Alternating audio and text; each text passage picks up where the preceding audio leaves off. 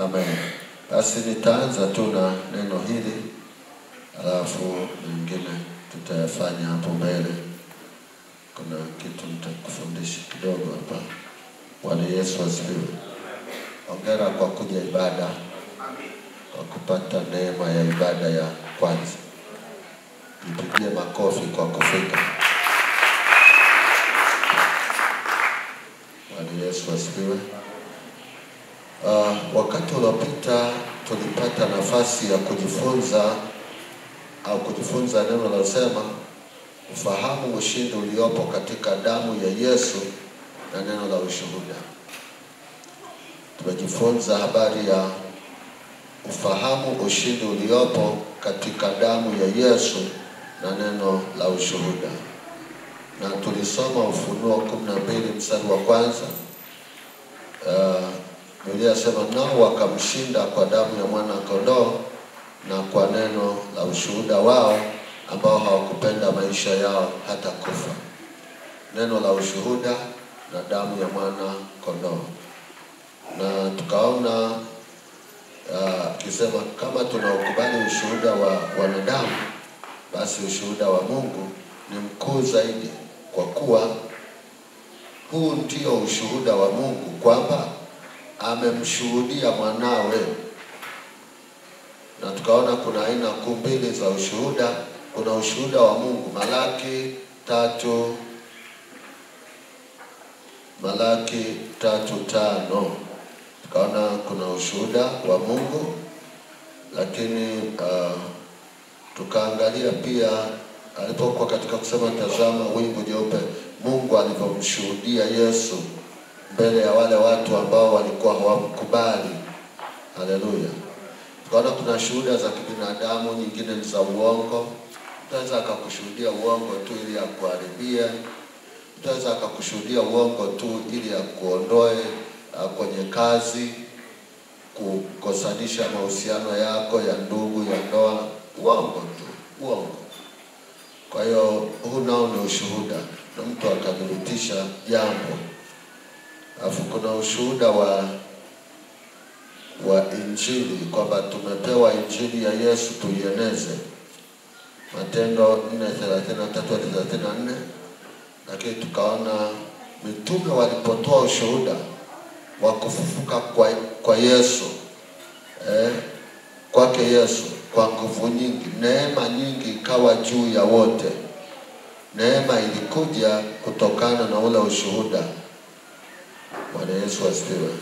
Kwa tukasema hebu tuwe mashuhuda wa kweli na tusichangie uongo, maana shahidi wa uongo Mungu hampendi.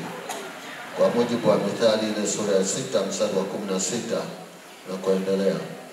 Unajua Biblia inasema bali waongo na wasioamini sehemu yao ni katika lile ziwa liwakalo moto na kiberiti. Kwa hiyo usiingie kwenye sehemu ya waongo. Usiingie kwenye sehemu ya waharibifu. Usiingie kwenye sehemu ya wazushi na wafitini, na wewe ukaingia pabaya. Sasa naomba niingie kwenye hatua nyingine. Nasema andika uhusiano uliopo katika damu ya mwana kondoo na neno la ushuhuda ili kufikia ushindi. Okay, andika uhusiano uliopo katika damu ya mwana kondoo na neno la ushuhuda ili kufikia ushindi. Narudia tena. Mahusiano yaliyopo katika damu ya mwana kondoo na neno la ushuhuda ili kufikia ushindi. Andika hicho kichwa cha habari, japo ni kirefu, kiandike. Mahusiano yaliyopo katika damu ya mwana kondoo na neno la ushuhuda ili kufikia ushindi. Na neno ni lile lile Ufunuo 12:11. Mahusiano yaliyopo kati ya damu ya mwana kondoo na neno la ushuhuda ili kufikia ushindi. Anaposema, labda tusome hii Ufunuo 12:11, anasema nao wakamshinda kwa damu ya mwana kondoo na kwa neno la ushuhuda wao, ambao hawakupenda maisha yao hata kufa. Hakuishia tu kwamba wakamshinda kwa damu ya mwana kondoo, alisema na kwa neno la ushuhuda. Lakini hakuishia tu kwa neno la ushuhuda, alianza na damu ya mwana kondoo. Kwa hiyo vitu viwili vilihusishwa kwa ajili ya ushindi wao. Haikutosha neno peke yake, haikutosha damu peke yake. Kwa kulikuwa damu ya mwana kondoo na neno la ushuhuda wao. Haleluya. Yesu asifiwe. Yesu asifiwe. Amen. Haleluya. Amen. Kwa hiyo imo nguvu ya ajabu damuni mwa Yesu, imo nguvu Ya ajabu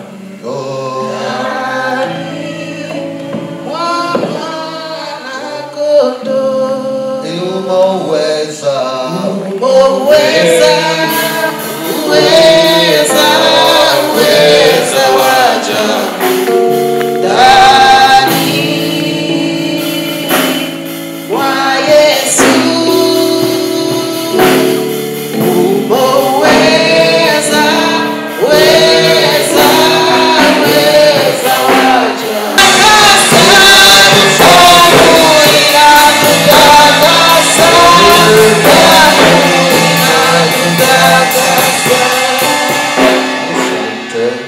Haleluya. Tumeanza hapo tu. Tunaangalia leo damu inahusikaje kusapoti ushindi. Damu inahusikaje? Kwa sababu kuna damu ya mwana kondoo na neno la ushuhuda wakashinda. Kwa hiyo damu inahusikaje pamoja na hilo neno ili kuleta ushindi? Kwa nini hakusema tu neno ikatosha hapo? Arudia aseme damu ya mwana kondoo na neno. Na maana yake damu changanya na neno. Amen. Haleluya. Amen. Damu changanya na neno vilileta ushindi. Amina. Damu haikuwa peke yake na neno halikuwa peke yake. Bwana Yesu asifiwe. Amen. Kwa hivyo ndo nataka uviandike kwa haraka. Kwa hiyo tutaangalia ni kwa nini damu na neno vimehusishwa. Ni kwa nini damu na neno vimehusishwa. Andika. Neno amechovya kwenye damu.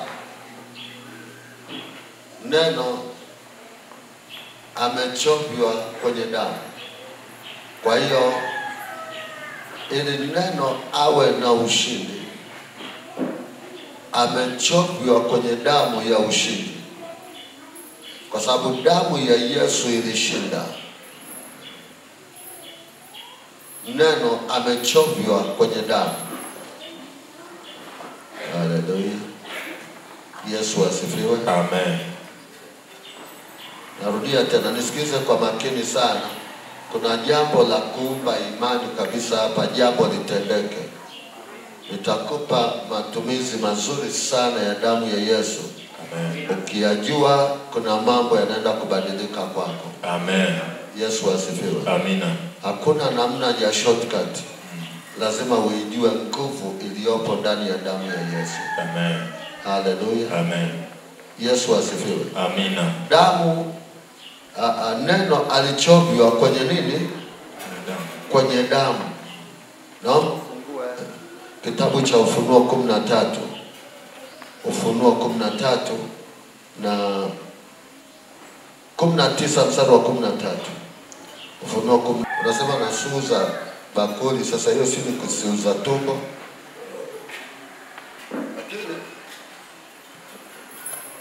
Uhai wa mwili upo katika damu. Kwa hiyo anasema pia mkichinja wanyama, damu yake ifukieni chini. Alafu ile nyama muile. Usinywe damu pamoja na nyama. tumekatazwa. Amen. Amen. Amen. Yesu asifiwe. Amen. Sasa turudi hapa. Tunaposema uhai wa Yesu au damu ya mwana kondoo, maana yake tunaongea habari ya uhai wa mwana kondoo. Kama tutataka kumpata Yesu katika uhai wake, tunamkuta kwenye damu. Hello. Amen. Hallelujah. Amen. Okay. Ngoja niongee kitu labda pengine hujakielewa sana pengine. Umeshasikia mtu ana okay, nianzia. Mungu anapojibu maombi yetu, kama unaandika hiyo sasa. Mungu anapojibu maombi yetu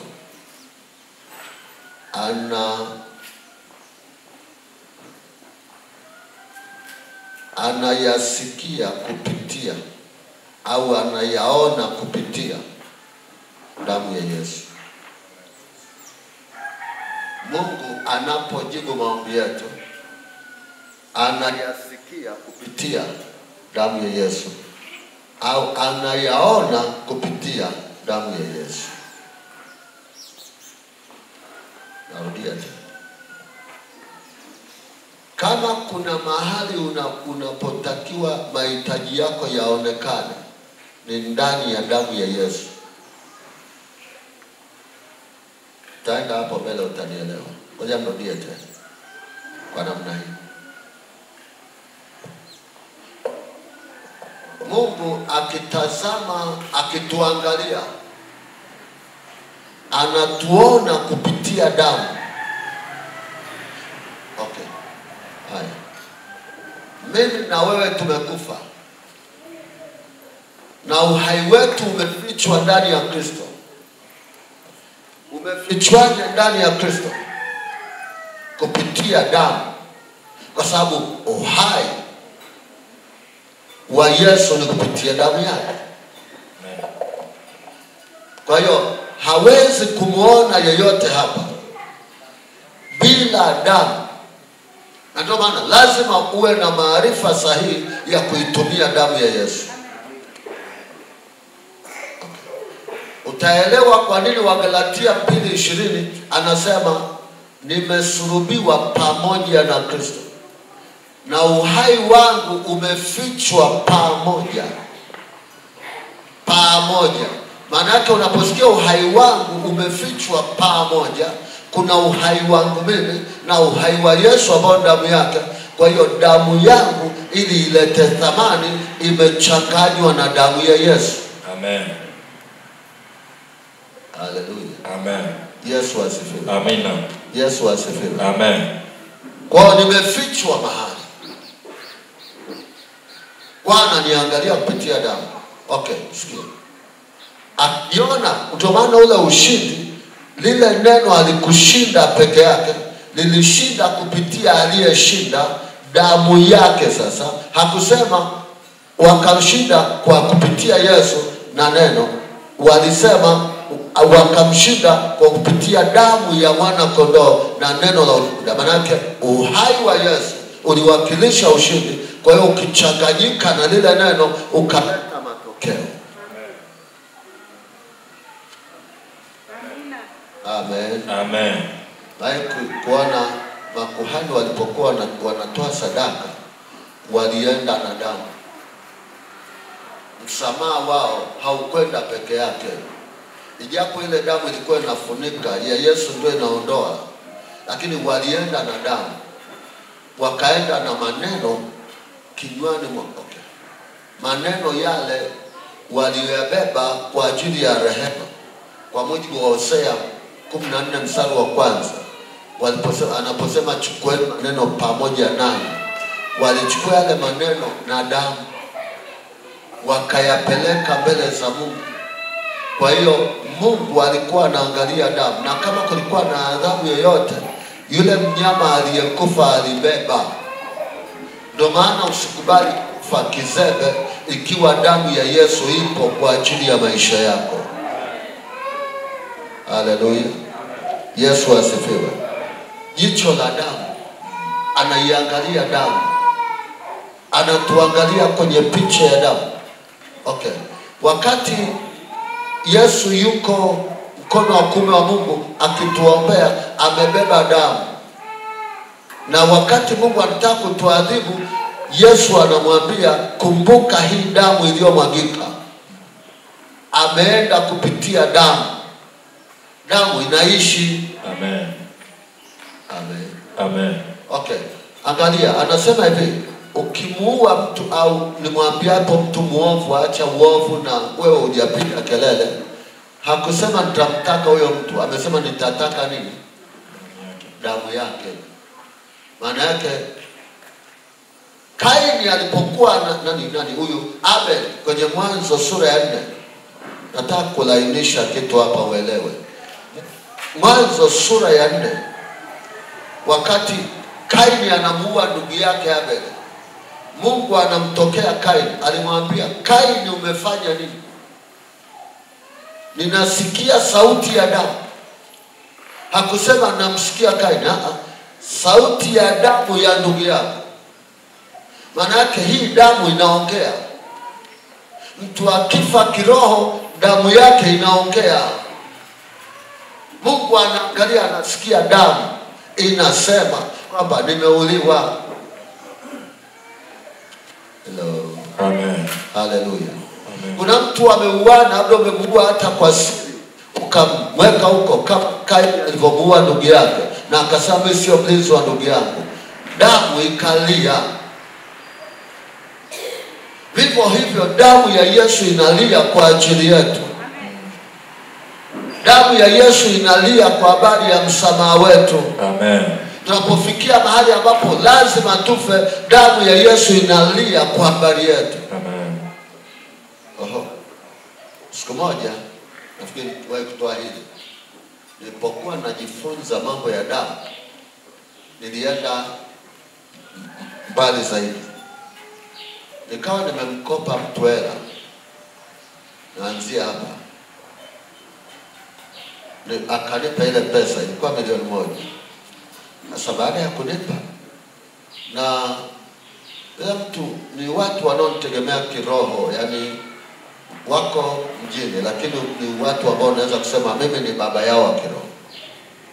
Akaniambia, nakupa hii pesa,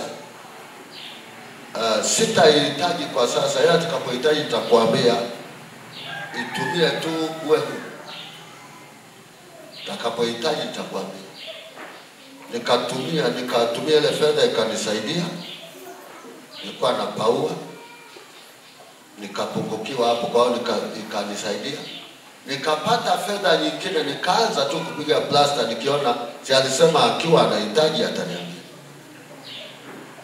Nimefika mahali sina hata shilingi 5 mfukoni. Niongee kuhusu damu. Sina hata shilingi 5 mfukoni. Anakuja ananiambia, askofu, naomba sasa ile fedha, kuna jambo limenikaba, kama unaweza kutafutia ile fedha tafurahi.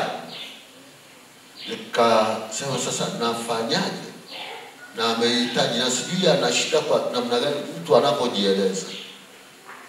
Nikarudi nikiomba, nikiangalia kila kona, sioni mlango, sioni namna ya kuipata hiyo pesa kirahisi, $1,000,000 kwa haraka.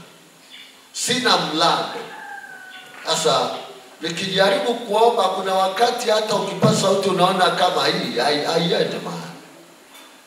Nikapata ufunuo. Tena nilikuwa nafundisha au kwa fanya kitu, nilipata ufunuo ya kwamba nichukue damu. Alafu nikawa naomba kwamba Mungu, sauti yangu hapa ilipofika haina matunda, haiwezi kuleta haya majibu. Sauti yangu kuna mahali imekomea. Ninakuja sasa, ninaomba sauti ya damu yako ikanifungulia milango. Sauti ya damu yako Yesu. Kwa hiyo nikaanza kusema, sauti yako imeshindwa, naomba sasa. Unajua damu ya Yesu inatoa sauti ya? Damu ya Yesu ina maneno. Amen. Ebrania 12:24. Na Yesu mjumbe wa agano jipya, na damu ya kunyunyizwa inenayo mema. Nikaingiza damu kwenye mazoezi. Nikasema sauti ya damu inisaidie, iseme. Nikasema sauti yangu ifika mwisho, muujiza upate hii fedha ndani ya siku hii, ndani ya wiki hii, sijui. Najua nilivyo, lakini sauti yangu hapa ni mwisho, ila sauti ya damu ya Yesu iende, ifike. Amen. Iniseme. Amen. Haleluya. Amen. Nilipoomba nikasikia sasa lile ombi limechangamka. Nikawa naenda maeneo fulani Kisongo kwa mkurugenzi mmoja wa shule, kuna kufanya huduma kule, kwa nakusanyana pale. Kama nasikia nguvu, natembea kwa gari, damu ya Yesu, damu ya Yesu.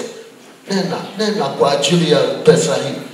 Huyo mtu asijaka nikamuumiza, nikamkatisha tamaa, akaniona mimi sio mwaminifu. Damu ya Yesu, damu ya Yesu. Nilipokuwa narudi, nikasikia anza kushukuru. Amen. Nikarudi, lakini mbona haipo?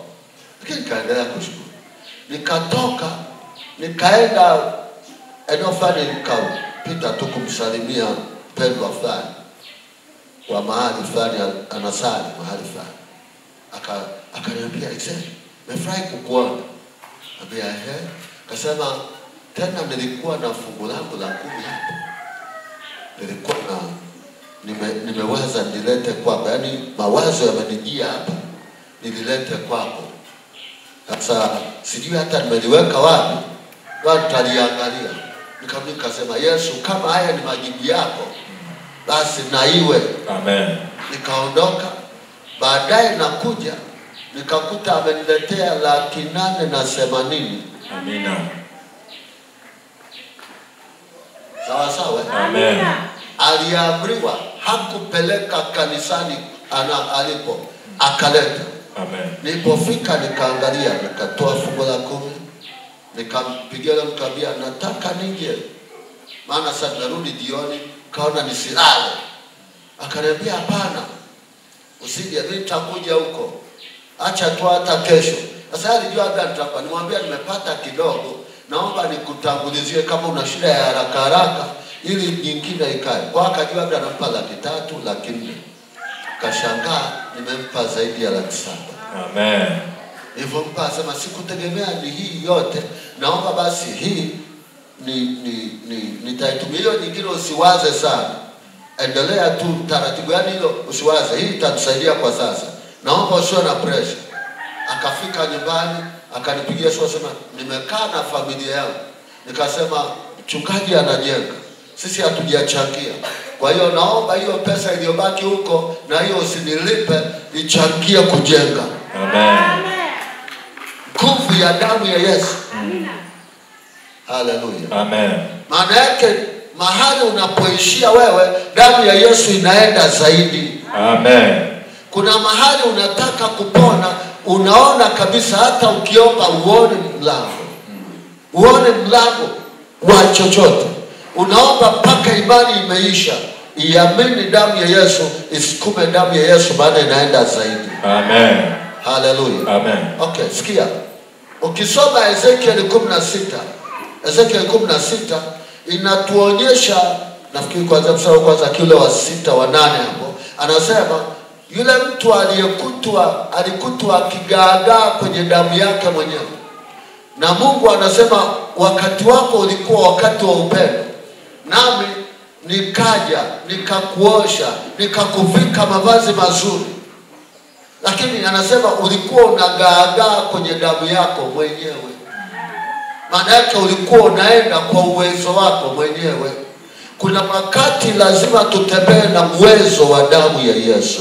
Amen. Yasiyowezekana kwa njia ya kawaida, Yesu ni mjumbe wa agano jipya. Na damu ya kunyunyizwa inayonena mema kuliko damu ya Abeli. Sema amen. Amen. Haleluya. Amen. Yesu asifiwe. Amina. Kuna wakati adui wanataka tufe. Anataka kuhalalisha maisha yako uende. Na ukiona kabisa mauti inakunyemelea, kila ukikaa, sasa wengine wanasema sasa unaanza kugawa wosia, usigawe wosia. Kama kuna namna wamezidi maarifa uhai wako, chukua uhai wa Yesu, songa mbele. Amen. Chukua damu ya Yesu, songa mbele. Amen. Yesu asifiwe. Amina. Sikiliza. Inawezekana damu yako haikuinui mahali ulipo, lakini ipo damu ya Yesu inaweza kukuinua mahali ulipo. Amen. Inawezekana pale hospitali wanasema hutapona tena, lakini kama utaitumia damu ya Yesu, haijalishi hali ya kufa, lakini damu ya Yesu inaweza kukuinua tena. Amen. Amen. Amina. Amen. Amen. Yesu asifiwe. Amen. Kwa hiyo neno lile nikasema limechovya katika damu, likuleta nguvu. Naye amevikwa vazi lilochovya katika damu, na jina lake anaitwa neno la Mungu.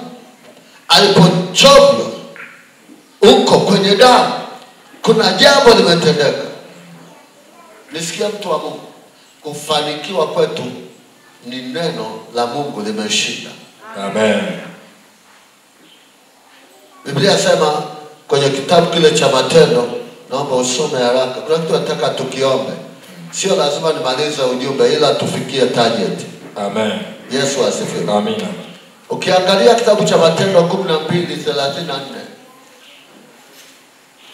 Amen. Matendo 12:34. Hapana. 34. Matendo 12:24. 12:24. Neno la Bwana likazidi na kuenea. Neno la Bwana likazidi na kuenea. na kuenea. Amen. Maana yake lilizidi baada ya Petro kufunguliwa. Amina. Neno lilileta nguvu. Amen. Likazidi na kuenea. kuenea. Bwana Yesu asifiwe. Amen. Yesu asifiwe. Amen. Lakini pia si neno kuzidi, maana yake limekuwa na uwezo zaidi, alafu ndio likaenea. Amen. Angalia pia neno la Mungu lina ushindi. Kwa hiyo ule ushindi unatoka kwenye damu, unasapoti lile neno kuwa na ushindi. Amen. Na kuanzia leo ninaita damu ya Yesu kwa upya kwako. Amen. Ili neno la Mungu likashinda kwenye maisha yako. Amen. Neno la Mungu likakusaidia kuwashinda wale wachawi. Amina. Likashinda yote ya dunia inayokuzunguka. Amen. Haijalishi ni jaribu la namna gani, unahitaji neno lililochovya kwenye damu ili hilo neno likazidi kwako. Amen. Wakalitukuza neno. Amina. Soma 19:20.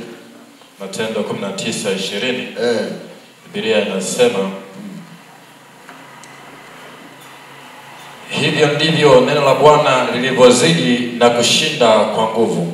Lilivyozidi na kushinda kwa nguvu. Lilishinda pamoja na nini? Sema damu. Sema damu ya Yesu. Damu ya Yesu. Sema damu ya Yesu. Damu ya Yesu. Kama kuna mahali unaomba mambo hayaendi leo, tutumie zoezi la damu ya Yesu. Amen. Haleluya. Amen. Nenda kwa damu ya Yesu. Amina. Okay, naomba usome andiko lingine, kitabu cha Waebrania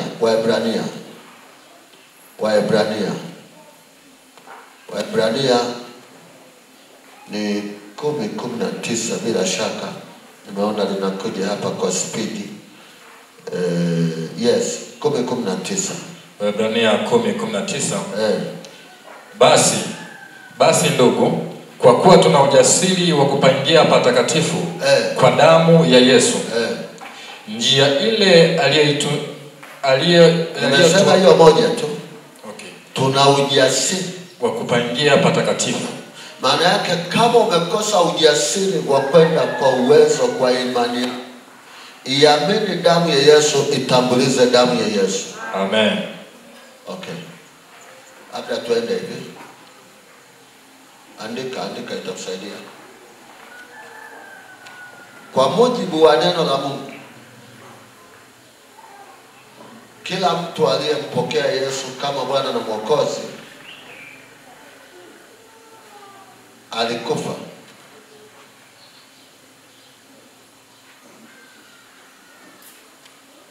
Kwa mujibu wa neno la Mungu, kila mtu aliyempokea Yesu kuwa Bwana na Mwokozi alikufa. Kwa naweza kusema tangu siku ulipompokea Yesu wewe ni maiti.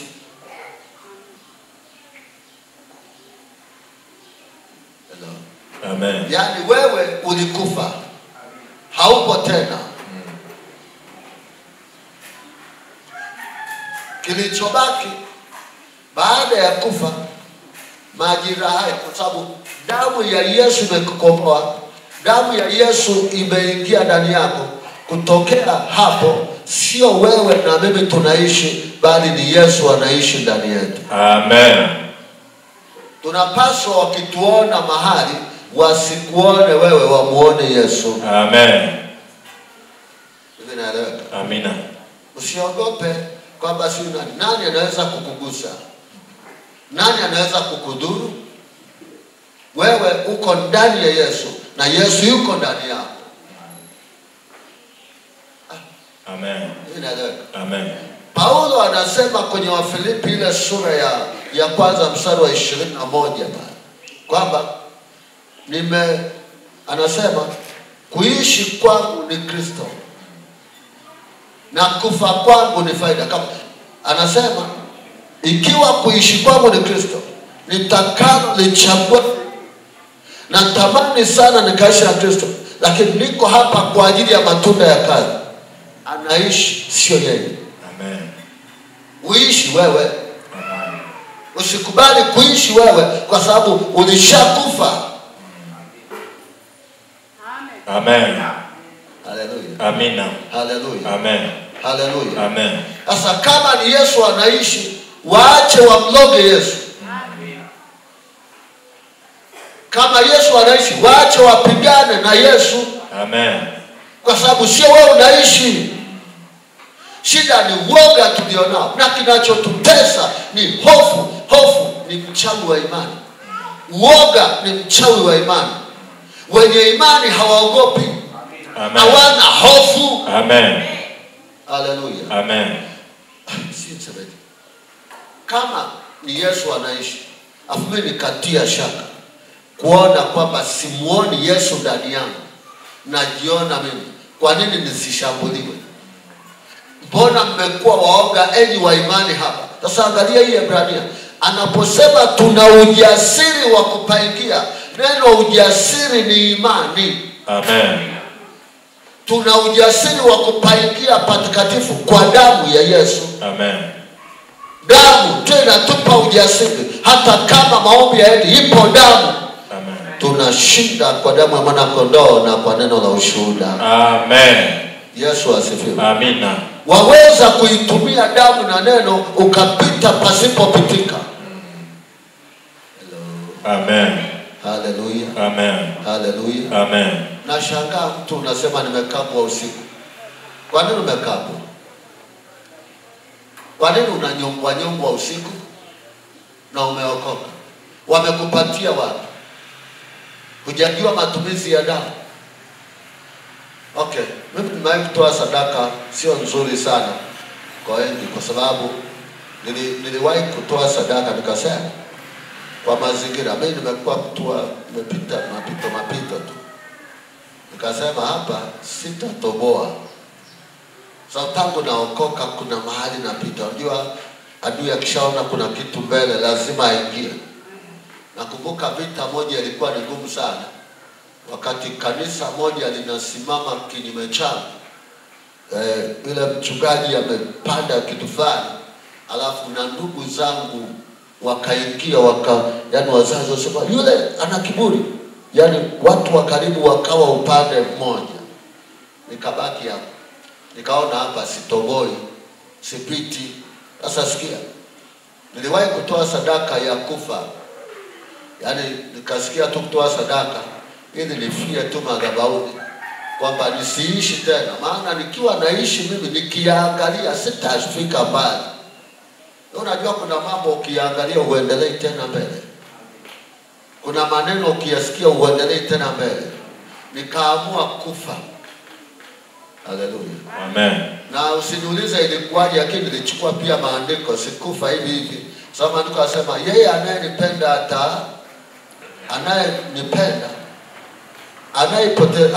anayependa nafsi yake ataipoteza, na kuiangamiza. Na mwenye kuiangamiza nafsi yake kwa ajili yangu ataiona.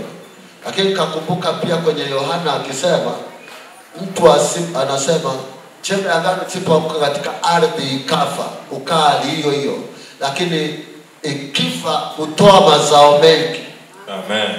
Yesu asifiwe. Amen. Nikaamua kufa. Kwa hiyo mimi siku yote hata mtu akinipiga asema, sasa unapiga maiti, inakusikia? Bwana Yesu asifiwe. Amen. Kwa tulio ndani ya Yesu tumekufa. Amen. Nimekuambia kwenye Wagalatia 2:20, nimesulubiwa pamoja na. Sio mimi ninayeishi, ni Yesu anafanyaje? Anaishi ndani yangu. Amen. Kwa sio wewe tena. Sema sio mimi tena. Sio mimi tena. Siishi tena mimi. Siishi tena mimi. Yesu anaishi ndani yangu. Yesu anaishi ndani yangu. Sasa umemkaa pale nyumbani, anza kuiapply damu ya Yesu. Kuanzia sasa najivua mimi fulani na kuvaa wewe Yesu. Kupitia damu yako siishi tena mimi. Amen. Bali Yesu anaishi ndani yangu. Amina. Na uhai nilionao ninao katika Kristo Yesu. Amen. Na kuambia tunaenda Sumbawanga, waambie msiende Sumbawanga, nenda kuzimu kabisa. Amen. Mnataka kuniloga, nenda kuzimu. Siishi tena mimi. Kwa ujasiri mkuu.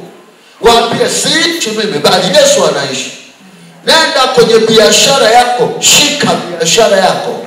Anza kuitangazia kwamba biashara, uhai ulio ndani yako, nguvu iliyo ndani yako, kuenea na kuzidi, kukua na kuongezeka, kufanikiwa ni kwa damu ya Yesu, na uisha hii biashara kwa damu ya Yesu. Amen. Sisi kama unanielewa. Amen. Hallelujah. Amina. Okay. Kitabu cha Wakorintho wa kwanza 15:45 anasema Adamu wa kwanza alikuwa nafsi iliyo hai.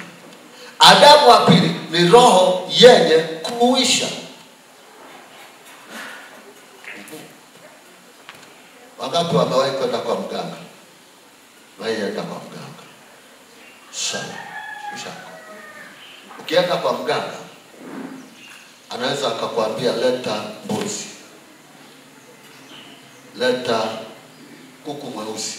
Sasa ni mbwembwe tu, lakini si ili utumie gharama fulani, imani fulani ya kuamini kuku mweusi si na nini, ukaleta. Leta kondoo, leta ng'ombe. Alafu akija anakata ile nilikuwa naona wazazi wangu bwana, tukiwa wadogo wanabeba mbuzi, hatuli sisi. Unatembea kama huku na kisongo, mbuzi andia anakokota, unapeleka kwa mganga, hata utumbo hakupi. Hello. Amen. Sasa nini wanachokifanya? Na hii ni sayansi ya ulimwengu wa roho wa Mungu na ulimwengu wa roho wa upande ule pia. Wanatumia damu. Kuna kafara za damu. Nini kinafanyika? Maana yake wanachukua sehemu ya matatizo, wanachanganya ile damu. Kama ni waganga, anachukua ile pepo kubwa, linaambiwa kunywa hii, nenda kwa huyo mtu, tuliza hilo lililopo. Kwa hiyo linakuja kubwa, linatuliza hilo. Kwa hiyo unasema kwa kweli mganga huyu ameniponya. Na hili nalo likitaka damu, kesho wasema mganga wangu yule nilikuwa nauma kichwa, lakini ni damu imesemeshwa, ni uhai. Hello. Amen. Ni principle tu iliyopo. Yaani yule mnyama anakufa badala yako, anauawa badala yako, damu yake inamwagika badala yako. Ndio maana hata kwenye Agano la Kale ilikuwa ukitenda dhambi, unaambiwa leta mwanakondoo, leta mwanambuzi, alafu ule uovu uwekwe kwenye hiyo sadaka, hiyo damu, alafu ili wewe uwe salama. Na kuhani alikuwa anabeba ile sadaka, anaipeleka kwa niaba yako, maana yake amekufa kwa ajili yako. Sasa nisikilize, Na maandiko pia nasema Yesu ni mwana kondoo wa Mungu aliondoaye dhambi za ulimwengu kupitia damu yake. Sasa ni wakati ambao ufike tuseme kwa damu ya Yesu ninaishi. Amen. Kwa damu ya Yesu ninasafiri. Amen. Kwa damu ya Yesu ni mimi ni mzima. Amina. Sasa hizo amen. Umenyeshewa. Sema amen anisikia. Amen. Hallelujah. Amen. Yesu asifiwe. Amen. Vitu vinavyokufa viite uhai kwa damu ya Yesu. Amen. Nenda kwenye shamba ambalo haijalishi hamna mvua, lakini unaona mazingira. Nenda kahitaje damu ya Yesu. Damu ya Yesu ni zaidi ya chochote duniani. Amen. Kama watu wanaenda kuchinja kuku wanamwaga damu mahali, wanaenda kuchinja kondoo wanamwaga damu mahali kwa ajili ya kuwakilisha mashetani, nenda kaite damu ya Yesu, maana penye damu yuko Mungu mahala pale. Amen. Okay, ngoja niseme neno nalosikia linakuja ndani nikusaidie pia. Damu ya Yesu ni shahidi. Damu ya Yesu inasimama kama shahidi. Narudia tena. Yaani maombi yako, ongeza imani kwenye damu ya Yesu. Sio mpaka uchukue siri ya kumwaga. Bwana tosha tu kwa imani ukaitumia. Amen. Inasimama kama mashahidi. Ni miongoni mwa mashahidi wa uliomba pale unapoitumia damu. Biblia inasema kwenye waraka wa kwanza wa Yohana 5. Waraka wa kwanza wa Yohana 5, hiyo tutakusomea. Alafu mwingine Ibrania 9:22. Ibrania 9:22. Mashahidi ni shahidi. Kuna wakati damu ya Yesu inashuhudia kwa ajili yako. Nenda nayo mahakamani itakushuhudia pia. Damu ya Yesu. Wamekupeleka barazani, nenda. Kuna mahali uhitaji kujitetea, ita damu ya Yesu ikutetee. Amen. Kwa usiache kuhitaji damu ya Yesu. Aya, naomba usome mstari wa 8. Amen. Waraka wa kwanza Yohana 1:8 inasema, tukisema kwamba hatuna dhambi. 5:8 inasema, kwa maana wako watatu washuhudiao mbinguni, Baba na Neno na Roho Mtakatifu, na watatu hawa ni umoja. Kisha wako watatu washuhudiao duniani, roho na maji na damu. Roho, sema roho. Roho na maji na damu. Na damu. Na watatu hawa hupatana kwa habari moja. Tukiupokea ushuhuda wa wanadamu, ushuhuda wa Mungu ni mkuu zaidi, kwa maana ushuhuda wa Mungu ndio huu, kwamba amemshuhudia mwanawe. Hebu ngoja nizungumze habari ya ushahidi. Ushahidi unakutetea. Amen. Ijapo upande wa pili ushahidi unaweza ukao unakukandamiza, kama kuna mtu ameamua kutolea ushahidi wa uongo. Nimeeleweka? Amen. Nimeeleweka? Amen. Hallelujah. Amen. Yesu asifiwe. Amen. Yesu asifiwe. Amen. Lakini ushahidi ni kwa ajili ya kutetea. Kwa nini usiambie damu ya Yesu ikawe shahidi? Maana imetumwa duniani kwa ajili hiyo. Amen. Kama damu ya Abeli inalia kulipa kisasi, ipo damu ya Yesu inanena mema. Amen. Hello. Amen. Iambie damu, sema na damu, na sauti inasikia. Amen. Inaongea damu, inapiga kelele. Okay, tuna hizi sadaka tunazotoa. Yaani hizi sadaka, kuna mtu anakwambia toa mnyama anayetembea, toa ng'ombe, toa mbuzi.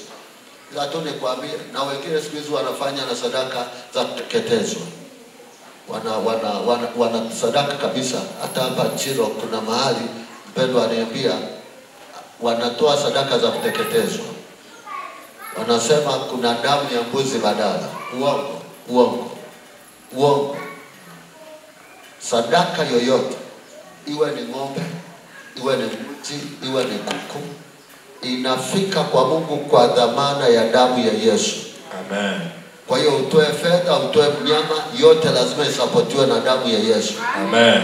Haina maana labda mtu anaweza sema ngoja nitoe kitu cha thamani angalau inaenda ya mnyama, lakini haina maana damu ya mnyama. Damu ya Yesu ndio inamaliza yote. Amen. Kitabu cha Waebrania 9:22. Waebrania 9:22. Ndio. Na katika Torati karibu vitu vyote husafishwa kwa damu, na pasipo damu hakuna ondoleo. Katika Torati karibu vitu vyote. Kuna watu wana shida ya kifua kama hali ya subiri, tutaomba kwa ajili yenu. Haleluya. Amen. Kuna katika Torati karibu vitu vyote husafishwa kwa damu, na pasipo kumwaga damu hakuna ondoleo. Kwa hiyo hata Musa mwenyewe akakinyunyizia kile kitabu lile neno damu. Amen. Maana yake bila damu haikuwezekana. Amen. Chochote kilichofanyika katika Torati kilinyunyiziwa damu. Amen. Ndio maana hata kwenye ukombozi wa Waisraeli waliambiwa mwageni damu kwenye milimo ya milango na visingiti vya kunyunyiza damu. Wale wafanyabiashara, nenda dukani kwako wewe, wakati watu wanaenda kunyunyiza na yale walioambiwa wakaweke na mandulele na nini, wewe ita damu ya Yesu. Yaza damu ya Yesu mlangoni, kila mahali.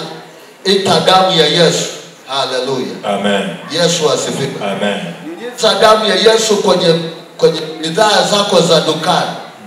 Nyunyiza damu ya Yesu pale nje panapokuzunguka. Nyunyiza damu. Alafu hebu amuru sauti ya damu ikalete wateja. Amen. Si kama unanielewa? Amen. Unanielewa? Amen. Kwani kuna dhambi gani? Wewe si nabii wa maisha yako. Wakati kama wewe una ile nini ya kushusha maji, na ukasema sasa hivi haya maji yanayokuja hapa na ageuza damu ya Yesu. Na jitakasa. Amen.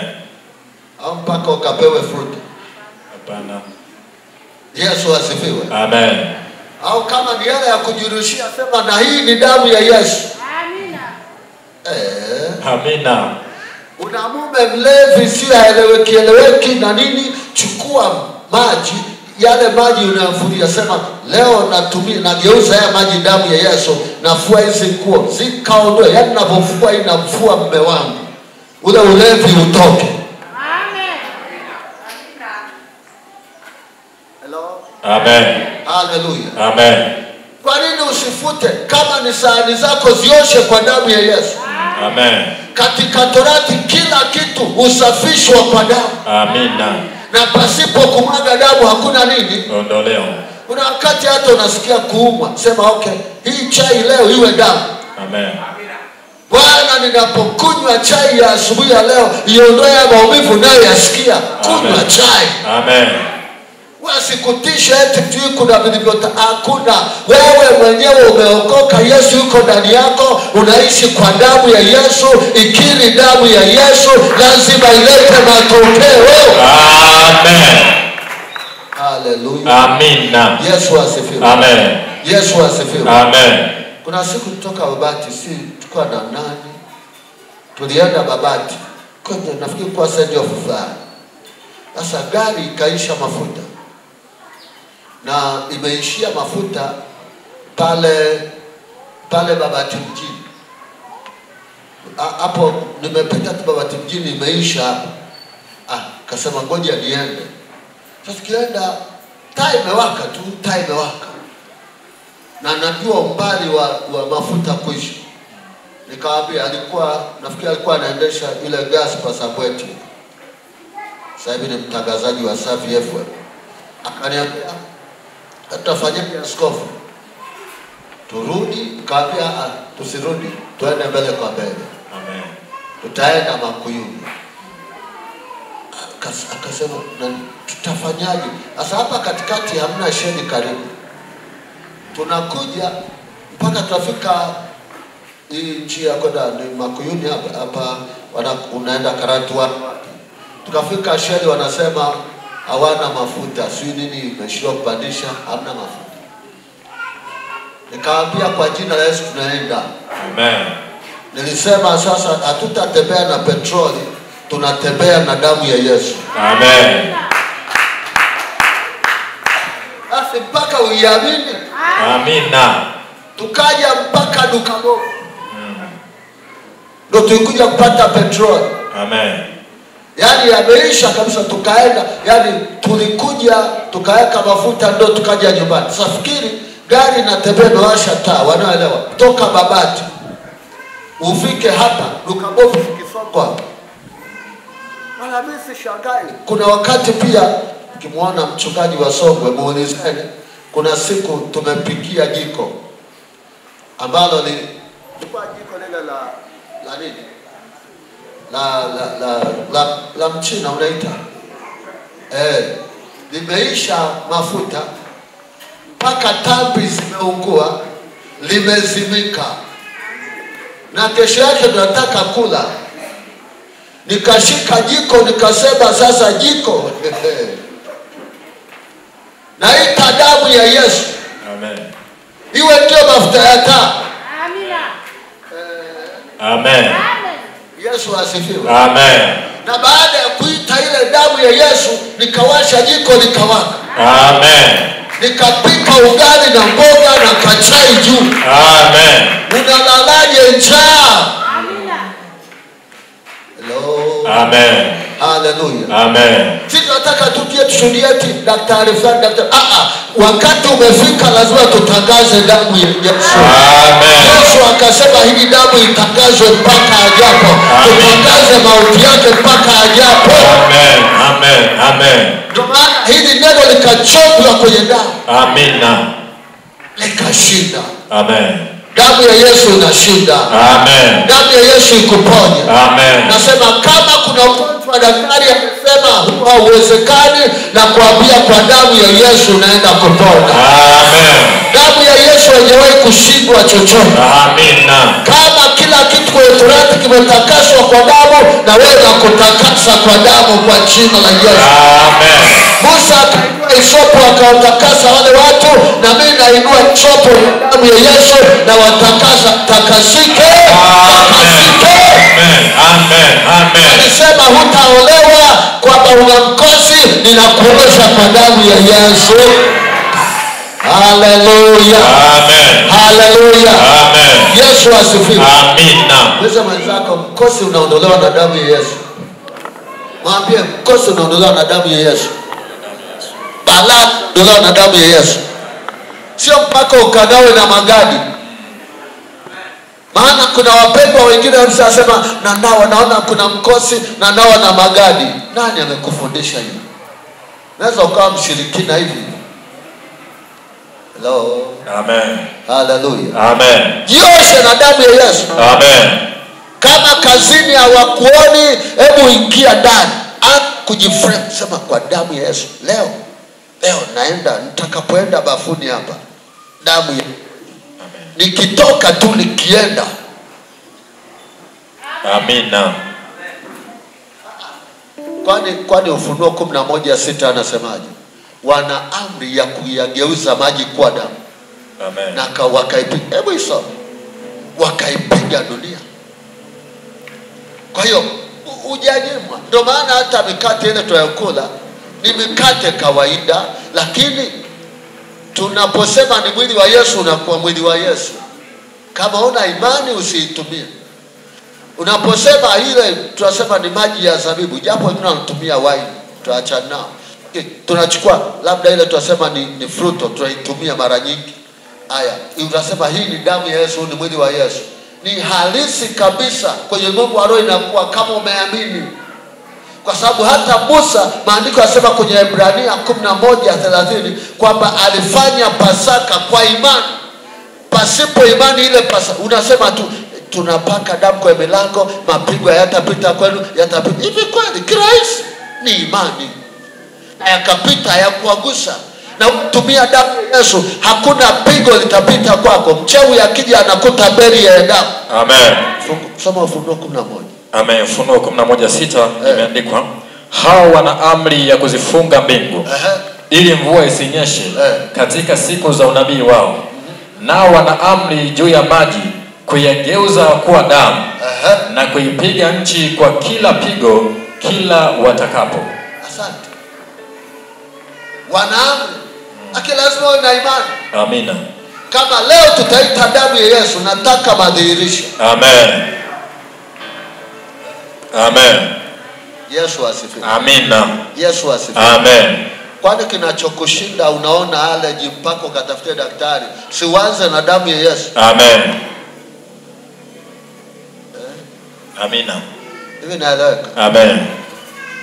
Naeleweka. Amen. Naeleweka. Amen. Tumia damu ya Yesu. Sasa haleluya. Amen. Nilienda, kuna mpendwa mmoja hayuko hapa, ningemsimamisha, lakini mshirika wetu mume wake asali hapa. Nilienda nyumbani kwao, waliniita pigia kwamba ng'ombe wao amezaa, alafu amelala, wamempa madini yote ya calcium na nini, ng'ombe hamki. Anakuja mtu, ng'ombe anayenyonyesha mkuu, anambia niwape 80,000 niuzie kabla hajafa, ili akachinjwa. Ng'ombe auzwe 80,000. Kwa aliponiita nikamwambia hamna shida. Nilipofika pale nikasema wewe ng'ombe, niliingia kwa zizi.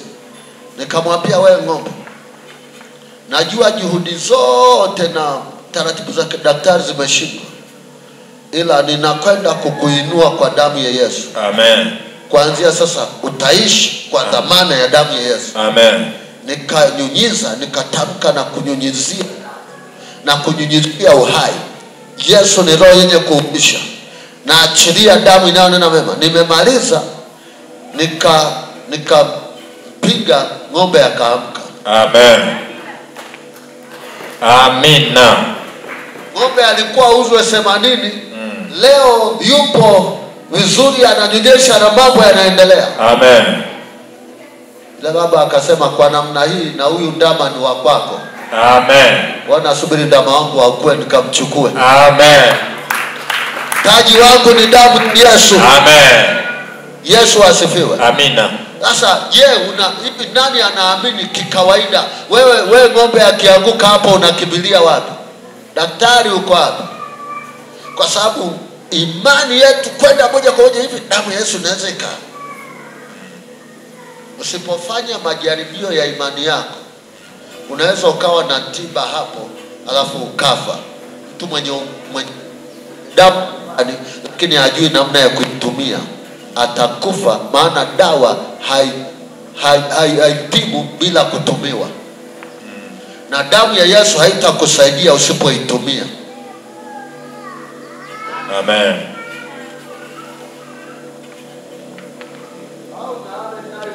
Tuiamshe kwa damu ya Yesu. Amen. Yesu asifiwe. Amen. Yesu asifiwe. Amen. Yesu asifiwe. Amen. Kuanzia leo naitangaza damu ya Yesu katika upya wake na ubora wake. Amen. Natangaza damu ya Yesu kwenye biashara yako. Amina. Natangaza damu ya Yesu kwenye afya yako. Amen. Natangaza damu ya Yesu kwenye kazi yako. Amen. Natangaza damu ya Yesu ikakupe kibali. Amen. Natangaza damu ya Yesu ikaondoe mikosi na balaa. Amen. Natangaza damu ya Yesu ikakutetee. Amina. Natangaza ushindi wa damu ya Yesu kwenye maisha yako. Amen. Haleluya. Amen. Haleluya. Amen. Iamini damu. Kama watu wanaamini, wanapeleka mbuzi, wanapeleka kondoo, wakiamini kwamba itawasaidia, sikia, na wewe nenda na damu ya Yesu kwa ujasiri. Amen. Amina. Damu ya Yesu. Dr. John. Damu ya Yesu. Nataka tushike sadaka. Na leo tunapeleka sadaka kabla ya maombi. tunataka tuibebe sadaka.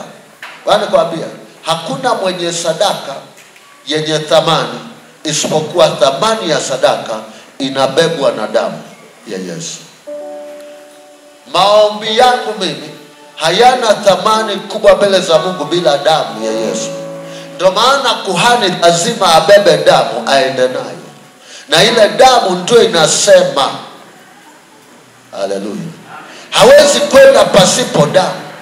Kwa leo tunabeba damu, tunasema hii sadaka haiendi bila damu, na tutabeba damu leo. Tutaenda, kuna mambo yatatatulika kupitia damu, na sio ishia hapa kutumia damu. Nenda kaitumia damu.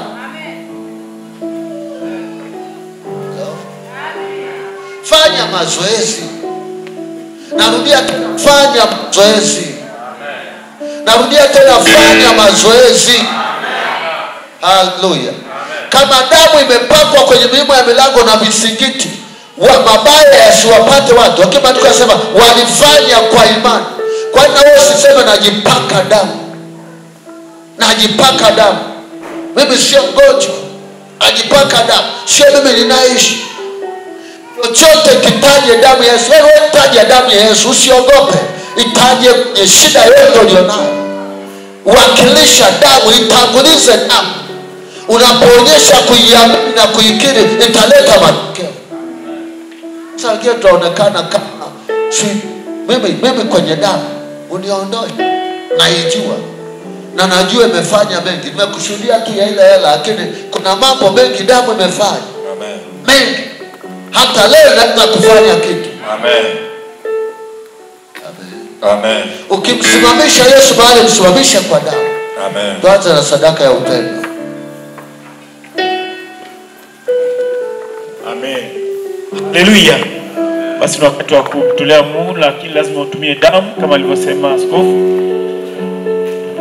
Unaipatanisha sadaka yako na damu ya Yesu. Kwa jina, kuna mtu anasomea jina la mtu mpaka mwisho. Umesikia zile kesi za maneno? Mtu anachukua majibu yake anageuza. Na wachapi wana programu hiyo. Leo nasema hivi, majibu ambayo si ya Mungu kwako tunayafuta. Amen. Kama daktari alikwambia huu ugonjwa huko ugonjwa, mimi nafuta hamna ugonjwa. Amina. Na kama kuna anayepinga aondoke kwenye ibada hii. Ila mimi naenda kubadilisha majibu leo. Amen. Lazima likidhibitika. Amen. Chochote walichoandika kinyume kwako, yani kwa muujiza huu unaotendeka kwa huyu, ukatendeka na kwenu kwa jina. Amina. Haleluya. Amen. Haleluya. Amen. Kuna watu wana majibu ya kubadilisha. Kama upo sema amen. Amina. Unataka kubadilisha maisha yako? Amen. Tubadilishe majibu. Amen. Au unasemaje? Amen. Uko tayari? Amen. Kwa hiyo tunageuza. Amen. Amen. Amen. Amen. Kwa hiyo nimesikia nibadilishie majibu. Mbingu zina uwezo kabisa. Amen. Sasa kwa kuwa hili neno limekuja kwa wakati. Kwa wakati hapa. Atarudi na kuleta ushuhuda hapa. Amen. Umetoa sadaka kwa imani. Kwa maisha yako yabadilike kwa jina la Yesu. Kuanzia leo hali ya afya yako ibadilike kwa jina. Amen. Amen. Na mimi natamka kwa damu ya Yesu, hakuna mtu atakufa premature hapa. Amen. Kwa damu ya Yesu hakuna mtu atauliwa na mganga wa kienyeji wa hapa. Amina. Nasema tena kwa damu ya Yesu biashara zinaenda kuamka. Amen. Narudia tena kwa damu ya Yesu watoto watakuwa na akili njema. Amen. Walisema pale hospitali binti yangu mdogo atakufa. Daktari anasema, nikasikia anasema huyu halali usiku hautaisha. Na mimi nikamwambia daktari, anaanza kuuliza nani mwenye shida hii? Nikamwambia daktari, sikiliza. Huyo mtu hata kufa ni mtoto wa madhabahu. Ametakaswa na damu. Amen. Kasema kwani nani? Nikamwambia nimewasikia, msifikiri kila mtu sio msomi. Yesu asifiwe. Amina. Sikia. Niliposhindana nao, mauti ilishaonekana. Kanisani wameona mauti kila mahali. Mtoto anatulikiwa oksijeni mpaka inarudi inakuja 20 inashuka huko chini. Watu wanasubiri atakufa. Walisema kwanza hata alala usiku ule. Tulisimama na damu ya agano. Amen. Mtoto leo ana miaka 8. Amen. Anaishi. Amina. Sasa sikiliza. Kama unaiamini damu ya Yesu, leo shida imeisha. Amen. Ninasema ninachokisikia huko. Amen. Nasema hivi, tunabadilisha majibu. Amina. Hata ukiona uvimbe kabisa, ukaona uvimbe huko hapo, daktari amesema ubadilishe. Amen. Amina. Njoo mpiga drums. Huyu, njoo. Huyu ndo mpiga drums wetu hapa. Amen.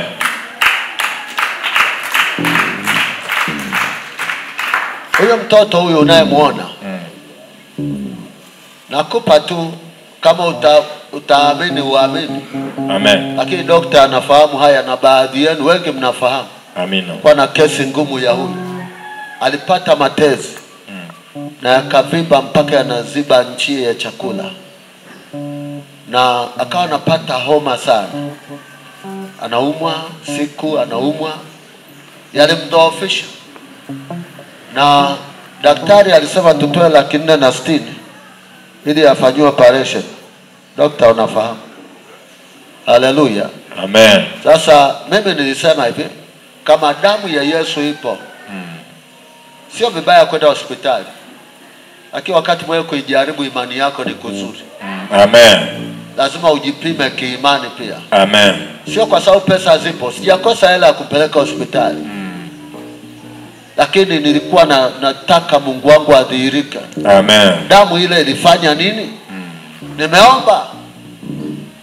Wengine sasa, lakini sasa peleke tu, najua. Nikasema sikia, nataka nimdhibitishe Mungu, nidhibitishe uhai wa damu ya Yesu. Amen.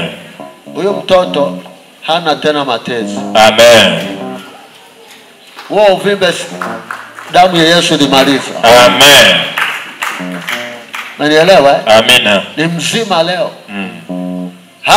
Hajashikwa hata mafua. Ni miezi naenda labda 7 inakaribia mwaka. Shida ilikuwepo. Sasa si atapasuka nini? Lakini tulipoiamini damu ya Yesu, mtoto ni mzima. Amen. Yule Mungu si huyu naye unakuhubiria mimi. Amina. Au ni mwingine wa kigeni nakupa? Hapana. Hapana. Mtoto anaenda shule hana shida, mambo mengine yanaendelea. Amen. Sasa nasema huyo Mungu aliyemponya huyu miezi 7 8 iliyopita akufungua na wewe kwa Amen. Haleluya. Amina. Hutaondoka na shida yoyote hapa. Amen. Wangapi wanaamini wataondoka salama hapa? Amen. Sawa sawa. Amen. Naomba usimame. Naomba usimame. Huyo ni Harriet. Sasa nataka Harriet, hivi ni vipimo umevileta, sio vya kuigiza. Na majibu daktari aliyokuambia unayajua. Sisi hatusikizi madaktari wanasema nini. Tuna sauti ya damu. Amen. Leo tunaenda na sauti ya nini? Ya damu. Ya damu.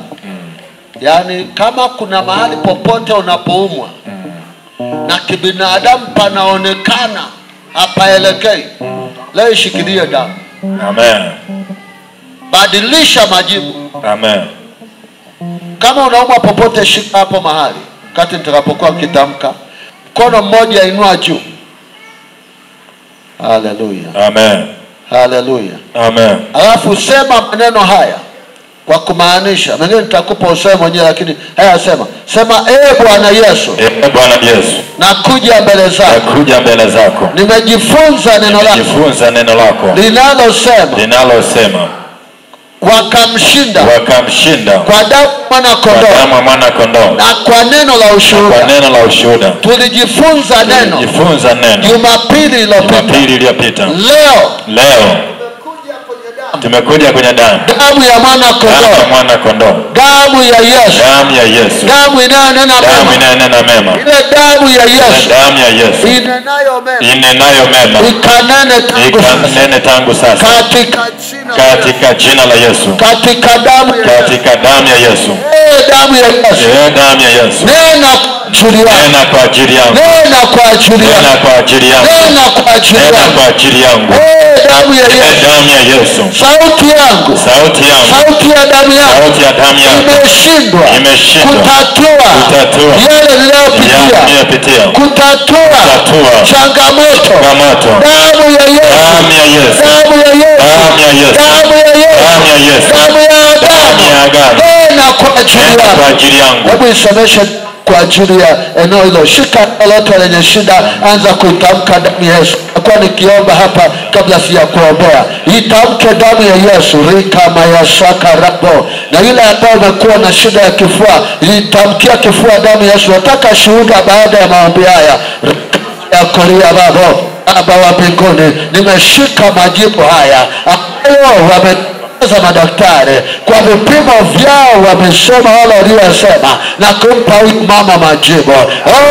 Rikama ya sakarabo, yakatama sakarabo, rama sakarabo babo, hii hamanta raba baba, hii kakori ya manda, hii katama sakarabo, iko mkovu. Neno la Mungu linaenda kuzidi na kuenea. Ropo shakara manta rabo, hii katama sakarabo, rama katama sakarabo, na itadamu majibu, na badilisha yale daktari aliyosema mabaya nimeyafuta leo, ili damu ya Yesu idhihirike. Ya masakarababa amantarababa majibu asiyofaa nirebe ya sakaraba yakatama sakaraba yakataita damu Yesu ikanene, itadamu inene kwa ajili yako, inene kwa ajili ya biashara, inene kwa ajili ya watoto wako. Kuna mahali nguvu zako zimekushinda na Yesu amekuja, ni wakati wa upendo, amekukupa kwenye damu yako mwenyewe, amekuja na damu yake, amekuja na damu yake. Iamini damu ya Yesu ikupeleke hatua nyingine, ikupeleke hatua nyingine, ikupeleke pale alipokuambia uende zaidi ya hapo. Rapako shakakakakaka nere mando ya babobo yakatamasaka. Damu ya Yesu ikabadilisha, damu ya Yesu ikabadilisha, damu ya Yesu ikabadilisha, damu ya Yesu ikabadilisha, damu ya Yesu ikabadilisha, damu ya Yesu ikabadilisha, ikabadilisha, damu ya Yesu ikabadilisha, ikabadilisha. Tangu sasa nayafuta majibu haya, nayafuta majibu haya, nafuta majibu haya, sio ya heri yetu, nayafuta majibu haya, sio ya heri yetu, ninayafuta, ninayafuta, ninayafuta, ninayafuta, ninayafuta. Una shida hii, nimefuta, nimefuta, nimefuta, nimefuta. Majibu haya yamefutwa, yamefutwa. Sio kwako, sio kwako, sio kwako, sio kwako, sio kwako, katika jina la Yesu.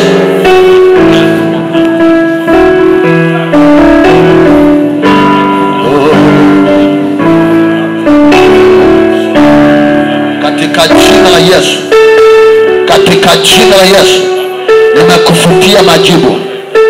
Nguvu ya damu, nguvu ya damu, nguvu ya damu, nguvu ya damu ya Yesu, ya Yesu, ya Yesu, ya Yesu, nguvu ya damu. Sauti ile, sauti ya damu, sauti ya damu. Rapo, yaka, raba hiyo nguvu.